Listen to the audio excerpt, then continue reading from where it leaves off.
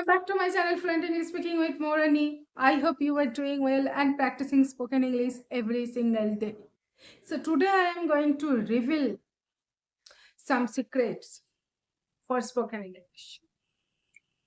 তোমরা অনেকেই আছো যারা বলো বা ভাবো এটা যে আমি এতদিন ধরে ইংরেজি শিখছি, কয়েক মাস যাবত ইংরেজি শিখছি কিন্তু ইংরেজি বলতে পারছি, অনেক দিন ধরে ইংরেজি শিখছি কিন্তু বলতে পারছি।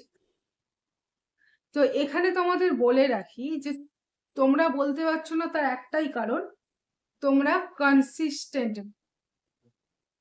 তোমরা যদি কনসিস্টেন্সি মেনটেন করতে তাহলে অবশ্যই ইংরেজি বলতে পারতে। তোমরা নিজেদেরকে মিথ্যে কথা বলছো। You are lying to yourself. নিজেদেরকে মিথ্যে সান্ত্বনা দিচ্ছ। তোমরা কনসিস্টেন্ট নও। কনসিস্টেন্ট যদি হতে তাহলে কিন্তু তোমরা আজকে ইংরেজি বলতে পারতে। প্রথম পয়েন্ট হলো এটা যে কনসিস্টেন্ট হও। অ্যান্ড সেকেন্ড ওয়ান ইজ, অনেকেই তোমরা ভাবো যে আমি ইউটিউবে কোনো পডকাস্ট দেখছি, কোনো মুভি দেখছি বা কোনো প্রোগ্রাম দেখছি ইংলিশে, তার মানে এটা যে আমি ইংলিশ শিখে যাব। না, এটা হয় না। তোমরা কোনো পডকাস্ট দেখছো বা কোনো বই পড়ছো ইংরেজিতে, সেখান থেকে তোমাকে সেন্টেন্স পিক আপ করতে হবে। যে সেন্টেন্সগুলো তুমি প্রত্যেক দিন ইউজ করতে পারবে, ডেলি ইউজ করতে পারবে। তুমি যদি এরকম আমার মতো ভিডিও রেকর্ডিং করো, সেখানে বলতে পারবে। তুমি যদি কোনো অফিসে কাজ করো, সেখানে সেটা ইউজ করতে পারবে।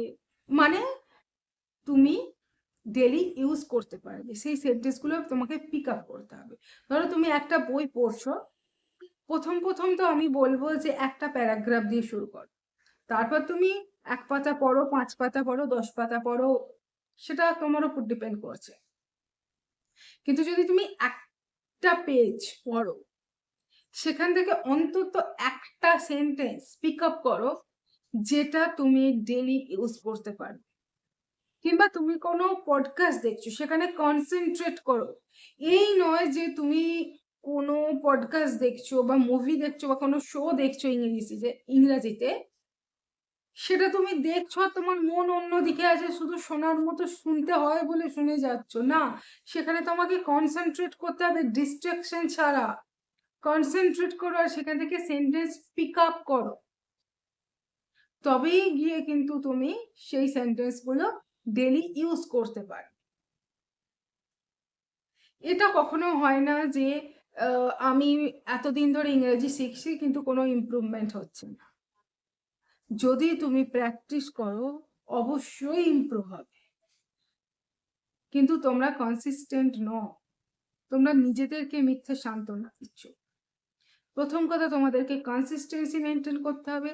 দ্বিতীয় কথা, তোমরা যখন পড়ছো বা কোনো শুনছো বা দেখছো, তোমাদেরকে ফুল কনসেন্ট্রেশনের সাথে সেটাতে ফোকাস করতে হবে। ডিস্ট্রাক্ট হলে হবে না। সো সেখান থেকে সেন্টেন্স পিক আপ করো। So I hope you like this video. If it is, please like, share and subscribe this channel. See you in next video. Till then, tata, bye bye. Have a nice day.